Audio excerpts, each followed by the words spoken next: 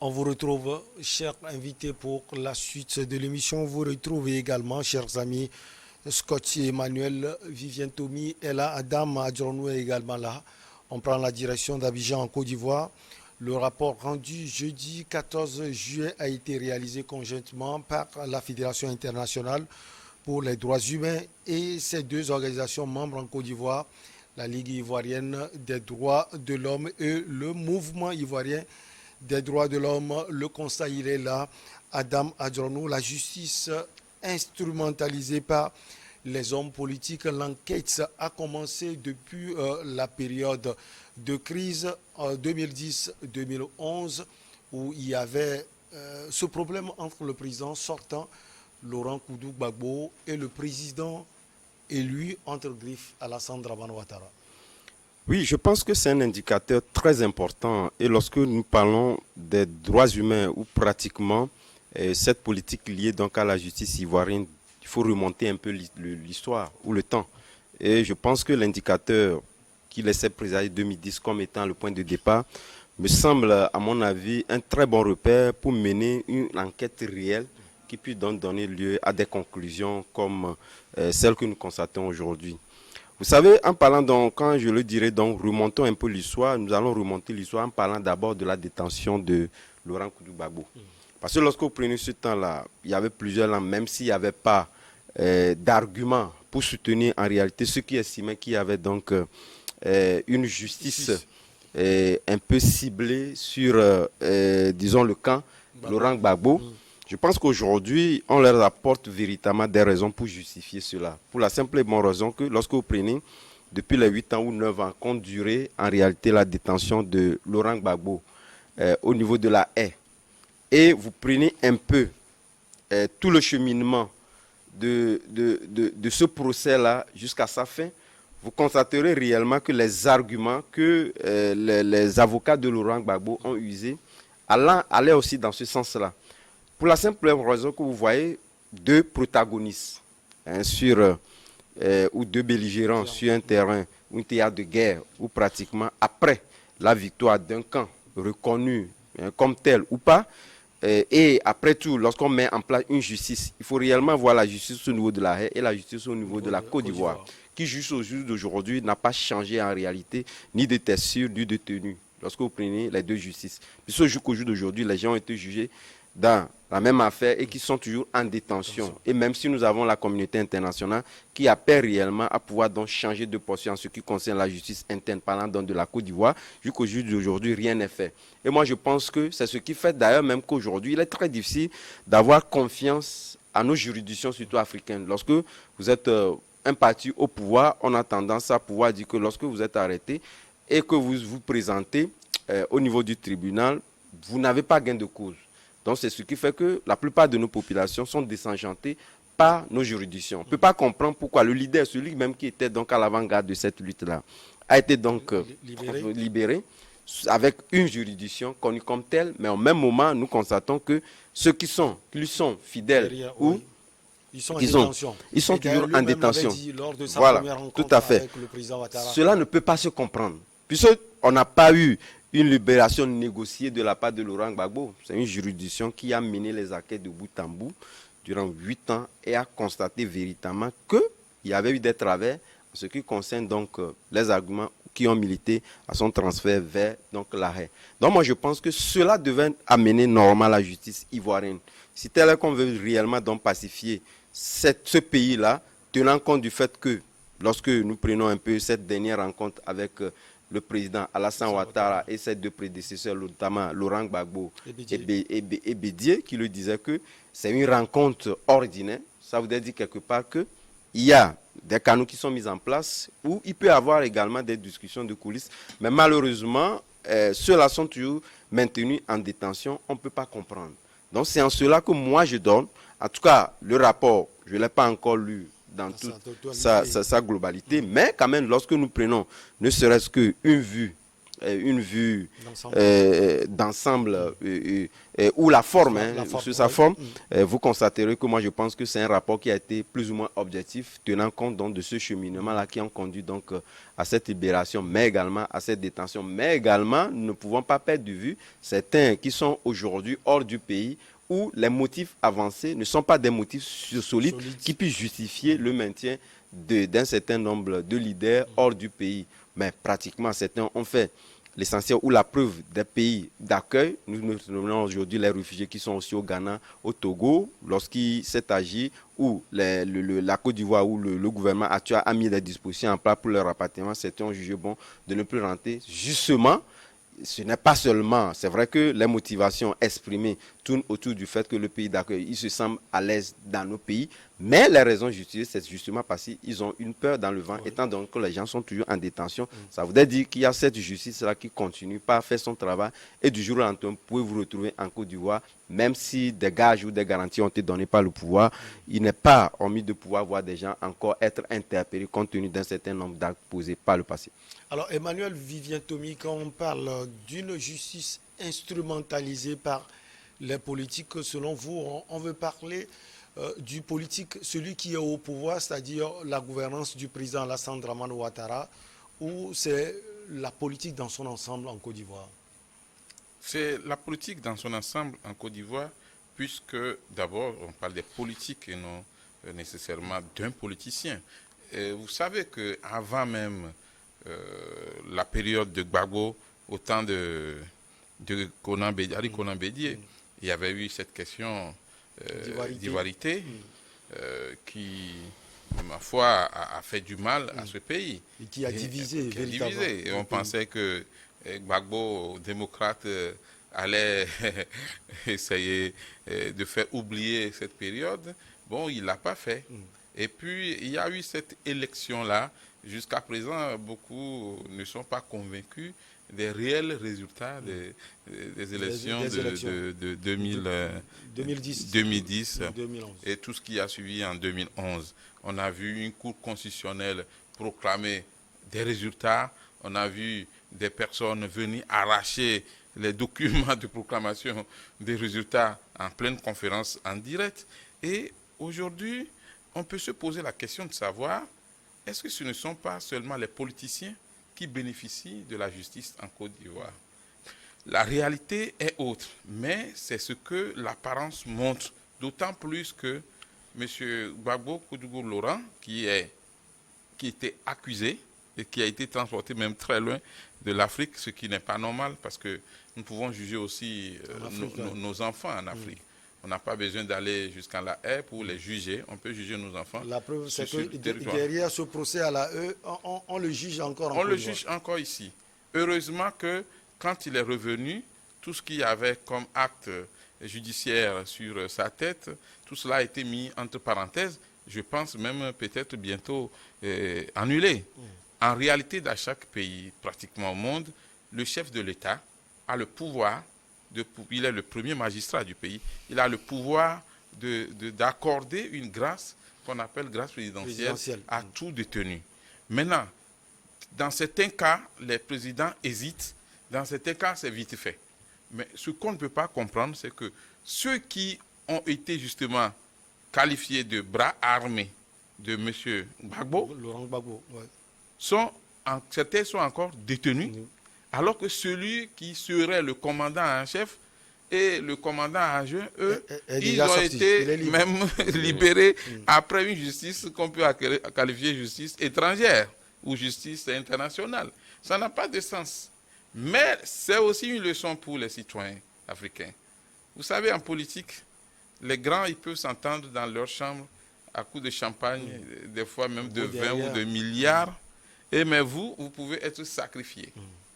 Le problème est là. On a vu avec l'ambiance le 14 juillet dernier, bien sûr. L'ambiance qui a régné entre Gbagbo, les trois Bédié et puis Ouattara. Mais et c'est comme ça parce qu'ils n'ont pas intérêt à continuer. Vous avez vu ce qui s'est passé au Kenya.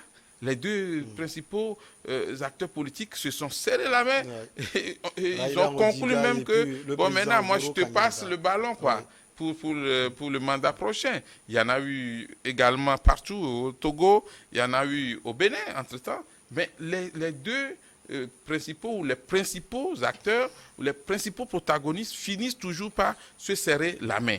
Mais ceux qui payent des fois, ceux qui payent malheureusement, ce sont les citoyens ordinaires. C'est pourquoi beaucoup peuvent se dire, mais attention, est-ce qu'on a une réelle justice dans notre pays? C'est le cas aujourd'hui. Mais je ne partage pas non plus la plénitude de ce rapport-là. Parce qu'il faut toujours relativiser les choses. On pourrait dire que tel acte pourrait amener beaucoup de personnes à dire que c'est comme si. Mais affirmer d'un seul coup... Non, mais à partir du moment où vous n'avez pas lu le contenu du rapport, il serait très difficile de pouvoir s'entendre. On a quand même vu des libérations, Madame Simone Gbagbo. Justement, parce qu'il y a eu aussi des gestes qu'il faut saluer. Et c'est en cela, en tant qu'ancien chargé d'investigation de la Ligue togolaise des droits de l'homme, je sais de quoi je parle. On sait comment les rapports sont faits. Il y a des rapports réels, mais qu'est-ce qu'on fait? On tient compte du pourcentage. Chez nous, on dit que c'est quand on voit une tête rouge qu'on dit que les gens là, c'est le village des têtes rouges. Ça ne devrait pas être comme ça. Effectivement, la Fédération internationale des droits de l'homme fait des recherches des fois très poussées, mais en se basant surtout sur les associations membres qui sont dans le pays. Et donc, ces associations membres fournissent des rapports. Aujourd'hui, est-ce que Gbagbo est encore détenu? Non. Aujourd'hui, Gbagbo a eu la chance de rentrer chez lui. On attend aussi que Charles Blé Koudé puisse rentrer. On attend que Guillaume Soro aussi puisse rentrer. Parce qu'au-delà même de la procédure judiciaire, il y a la réconciliation, il y a le pardon, il y a la tolérance. Ce sont des fils d'une même nation. Et il n'est pas question de faire comme Laurent Désiré Kabila et dire, mais écoutez, je m'en fous de Mobutu, et même Mobutu peut mourir, il va être enterré ailleurs, ça ne se fait pas. Il est très important que la justice reconnaisse partout dans le monde, partout dans les pays africains, qu'elle est aussi un pouvoir. La justice est un pouvoir. Même si les plus hauts de ce pouvoir sont souvent nommés, il faudrait que les juges eux-mêmes puissent jouir de leur indépendance, de leur autonomie, pour pouvoir donner confiance à la population pour laquelle tout le monde veut œuvrer, tout le monde veut travailler. Il faut que le citoyen puisse avoir confiance en sa justice, que ce ne soit pas seulement une justice des politiciens, une justice des riches, une justice de corruption.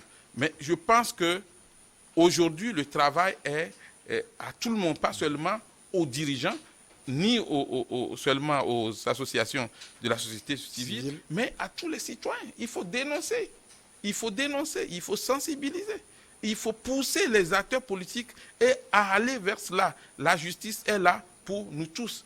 Au siège des Nations Unies, on a écrit, nous sommes tous nés égaux. Il n'a pas mis au front de quelqu'un en venant au monde que toi, tu es supérieur, toi, tu es inférieur. On est avec le même droit, les mêmes droits. Donc aujourd'hui, c'est très important que le citoyen ivoirien ne puisse pas seulement voir les deux anciens présidents et l'actuel président prendre du champagne, prendre des jolies photos, bien causer, rigoler, alors qu'au même moment, ceux qui ont combattu pour ces trois-là se retrouvent toujours dans les cellules. Il est très important que le chef de l'État puisse utiliser de son droit de grâce présidentielle, s'il le faut, pour surtout apaiser le pays. Parce qu'il est très important que la justice soit juste pour que la paix règne dans le pays. Alors Adam, quand on parle d'impunité, de fait qui s'est installé pour les auteurs des crimes de la crise post-électorale 2010-2011, est-ce qu'on fait référence aux partisans du président actuel Alassane Dramane Ouattara? Parce que comme Emmanuel Vivien l'a dit tout à l'heure, bien c'est vous, il y a les partisans de l'ancien président Laurent Gbagbo qui sont en prison. Bon, il n'y a pas que les partisans mais rares sont les partisans du président actuel qui sont... Oui, mais lorsque la question... ont eu la promotion même. Oui, bien sûr, bien sûr. Et là, je pense que vous parlez également de l'ancien président de l'Assemblée nationale, qu'il ne faut pas perdre de vue que d'autres pesanteurs ont amené carrément à pouvoir donc revenir en arrière et pouvoir donc inquiéter certains liés au fait qu'ils ont aujourd'hui, disons, une opinion un peu contraire au président Alassane Ouattara. Mais ce qu'il faut noter, vous savez, moi je ne suis pas, cela ne me paraît pas assez justifié lorsqu'on dit que les plus grands perdants, disons, de cette crise-là sont donc ces populations-là ou pratiquement ceux qui pratiquent donc la politique derrière un leader. C'est aussi ça la beauté de la politique. Lorsque nous parlons de la politique, il faudrait véritablement que vous connaissiez véritablement à quoi vous y engagez et qu'est-ce que vous visez. Donc, de toutes les façons, c'est vrai que c'est un parti politique, mais qui a des leaders. Les leaders ont quand même un traitement assez différent et c'est normal. On ne peut pas dire que voilà, nous sommes égaux devant la loi, etc. Mais lorsque vous avez un leader, il a un traitement assez particulier. Et lorsque d'ailleurs même, il advient que ces personnes-là sont inquiétées devant des juridictions, vous allez constater que les manières de détention, d'incarcération sont assez différentes. Donc ça voudrait dire quelque part qu'il faudrait que lorsque vous vous engagez, vous devez donc vous attendre à un certain nombre de choses. Puisque quelque part, ce sont les leaders qui incarnent la ligne directrice du parti politique et d'ailleurs même la ligne ou le devenir même de la politique du pays. Lorsque nous parlons de la politique aujourd'hui dans la sous-région, il y a une façon d'aborder la politique lorsque nous parlons de la Côte d'Ivoire qui aujourd'hui, à mon humble avis, a montré véritablement des passerelles assez positives dans sa politique. C'est vrai, lorsque nous prenons donc la justice transitionnelle qui sont aujourd'hui ces alternatives-là qui ont permis de pouvoir asseoir véritable, disons, réconciliation dans nos pays, la Côte d'Ivoire a montré également une autre passerelle. Là, il a fallu que les politiques puissent donc prendre de la hauteur et estimer qu'à un moment donné, et étant donné qu'un certain nombre d'opportunités qu'on visait, et si nous nous en tenons donc au président Alassane Ouattara, sont donc atteints, il ne faudrait quand même pas qu'on soit tacite ou être tranché sur un certain nombre de positions. Puisque quel intérêt Alassane Ouattara, étant donné aujourd'hui qu'il sait véritablement qu'il a la même mise sur les institutions ou pratiquement un président assez fort qui fait aujourd'hui, disons, des choses assez positives, il pose des actes de justice qui sont salués, même lorsque vous prenez dans les camps de Laurent Gbagbo ou de Bédié, les gens reconnaissent que lorsque nous comparons un peu la gouvernance de ces pays, de ces deux dirigeants-là, on comprend, tout le monde dit que Alassane Ouattara a beaucoup travaillé pour le pays. Mais au même moment, je pense que lorsque nous parlons, revenons, non, je parle d'une comparaison, ceux qui ont donc permis donc de pouvoir.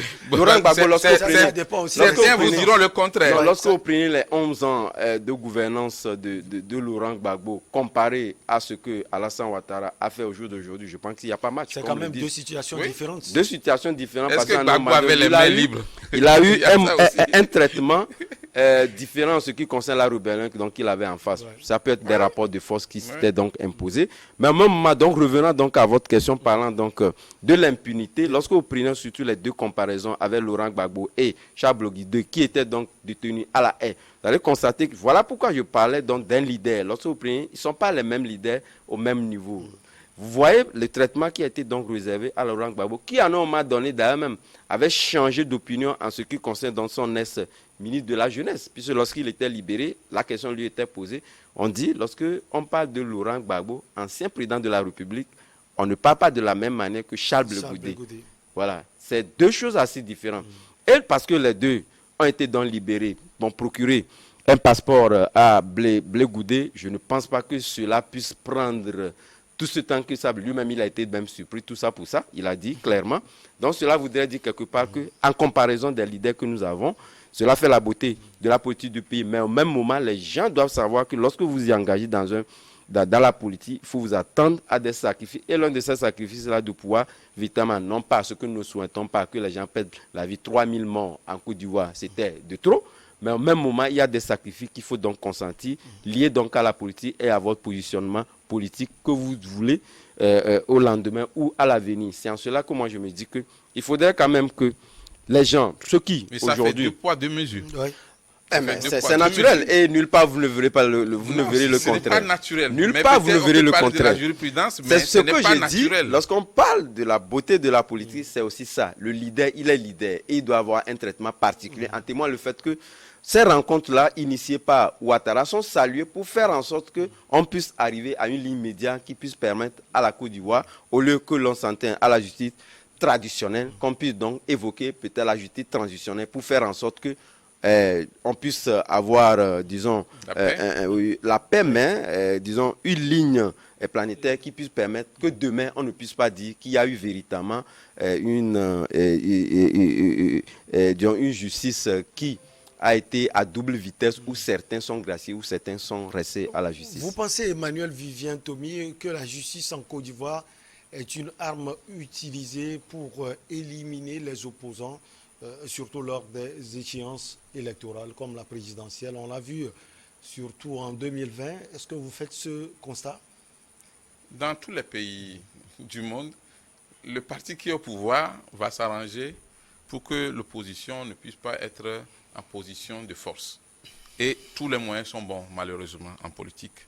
On peut passer par la justice, on peut passer par d'autres moyens pour vous affaiblir en politique, ou bien même pour vous anéantir, pour ne pas utiliser le terme militaire, vous neutraliser.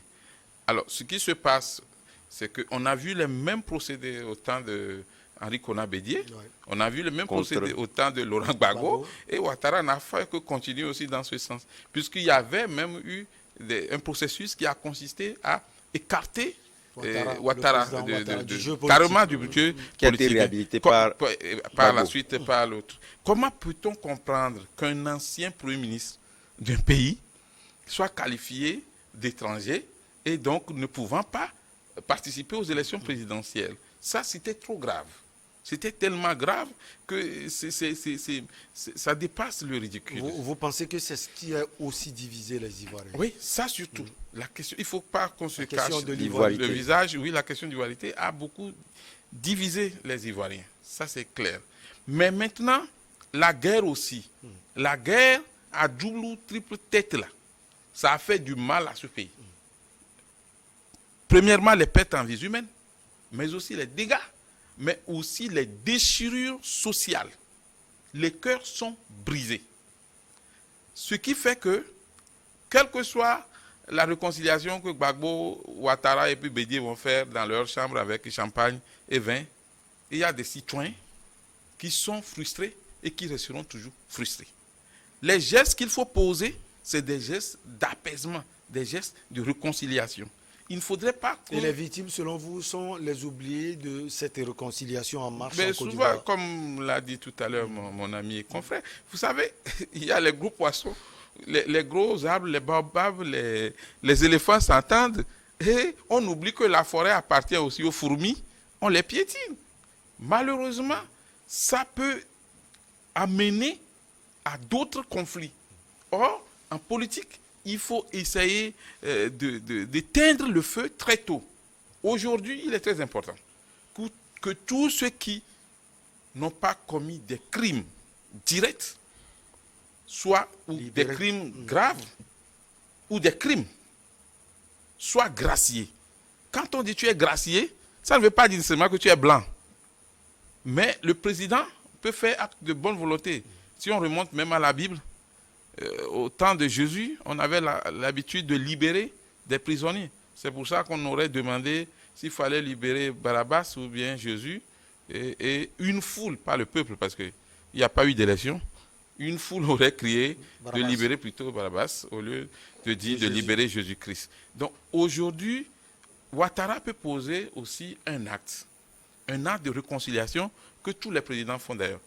Et si vous faites bien les analyses, il y a même certains présidents qui, en plein mandat, quand ils ne sont pas proches de leur réélection, s'arrangent pour avoir aussi leurs prisonniers.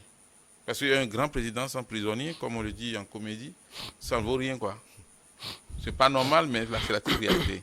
Et la libération de ces hommes-là qu'on a bâtis pour n'importe quoi, hein, on peut même t'accuser d'avoir marché sur le gazon d'un jardin public. Quand un pouvoir veut te mettre en prison, c'est trop facile. Si nous sommes en liberté, c'est parce que personne nous en veut, ou le pouvoir n'a pas décidé de nous embastiller. Voilà. Et donc, ça paraît ridicule, mais ça paraît drôle, mais c'est vraiment important. Les citoyens doivent avoir confiance totalement en leur justice. Et la justice doit tout faire. Malgré que vous soyez nommé ou pas juge, magistrat, que vous soyez nommé ou pas, essayez de jouer votre rôle, puisque vous avez prêté serment. Vous n'avez pas prêté serment pour servir nécessairement celui qui vous a nommé. mais vous avez prêté serment pour servir le peuple.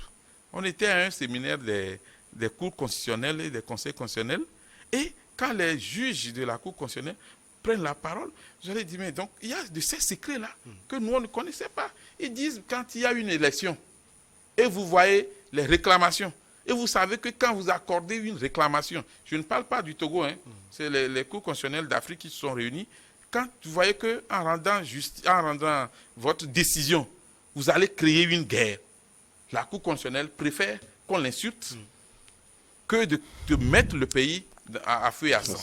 Donc, ça, il parle de la responsabilité. C'est vrai que tu sais que si on accordait ces réclamations, peut-être qu'il faut reprendre les élections. Mais sachant que pour reprendre les élections, là, ça peut créer un conflit qui peut ôter des vies humaines, les juges de la Cour constitutionnelle, des cours constitutionnels, des conseils constitutionnels, préfèrent dire, ben écoutez, c'est lui qui a gagné, allons-y. Sauf que le système a changé. Vous avez vu ce qui s'est passé au Kenya, où la Cour suprême a dit, attention, malgré tout, ben, il faut reprendre les élections. Et c'est ce qui a été fait. Sauf qu'après, il y a eu aussi une négociation entre les principaux protagonistes. Aujourd'hui, la justice de la Côte d'Ivoire, après cette étape, cette page noire de la guerre, des conflits ayant entraîné des centaines et centaines de morts, la justice doit faire un effort pour donner confiance aux citoyens, que ce soit en Côte d'Ivoire comme dans les autres pays, pour que le citoyen puisse avoir le courage de se confier à la justice, pour que le citoyen soit sûr que si la justice rend tel verdict, telle décision, c'est que c'est vraiment normal et ça répond au test. Alors, en une minute, vous pensez à Dame Adjornou que cette réconciliation, on le souhaite pour la Côte d'Ivoire, en marche, soit accompagnée de réparations pour les victimes? C'est très urgent. Non, mais en ce qui concerne Alassane Ouattara, il n'y a pas de problème en ce qui concerne les réparations. Hein, et je ne crois pas. Et lorsque vous voyez un peu les actes qu'il pose, vont toujours dans ce sens-là. Mais il appartient aux différents acteurs, surtout les leaders politiques, de pouvoir en exprimer le besoin et que l'acte soit pris au niveau du gouvernant, notamment donc Alassane Ouattara. Parce que ce qui est fait aujourd'hui est fait en concertation avec les leaders d'opposition, notamment Bédié et Gbagbo, qui également ont derrière eux tous des militants. Parce qu'aujourd'hui, moi, il ne me semble pas justifié lorsqu'on dit que dans un pays, lorsque le pouvoir veut vous embasser aussi facilement que ça. Tout simplement, les gens n'ont pas compris les gens n'ont pas compris que notre vie de tous les jours est la somme de tout ce qui va résumer notre personnalité demain. Voilà pourquoi il est très important, lorsque vous vous y engagez dans la politique, ou pratiquement, vous êtes un leader d'opinion, voire même un faiseur d'opinion, il est très important d'avoir donc des actes assez mesurés. Parce que demain, lorsqu'il y aura donc une enquête de moralité vous concernant, vous avez posé des actes dans la population. Ce sont ces mêmes populations, d'ailleurs même ces individus, qui sont des gens qui vont donc faire ces enquêtes de moralité. Et tout ça là vous suit. Et on peut tomber du jour au lendemain sur un acte assez gravissime qui peut donc permettre à la justice de pouvoir prendre dans son bâton et donc de vous poursuivre. Aujourd'hui, il est très important lorsque nous tenons par le Togo. Moi, j'ai vu attraper un président de la République et sa femme d'une façon... J'ai vu des jurisprudences 001 signées par exemple au Togo. Voilà pourquoi lorsque nous disons que nous avons la justice qui n'estime pas confiance, moi je pense que quelque part, il faut le dire, je ne parle pas du Togo. Avec beaucoup de personnes, parce que je vous dis, il y a eu des jurisprudences 001 qui ont été signées où des individus ont amené des personnalités de ce pays devant des juridictions. Ils ont gagné le procès. Allez, on va marquer la pause pour le journal. On nous attend. On revient avec vous, Emmanuel Vivien Tomi et Adama Adjornou.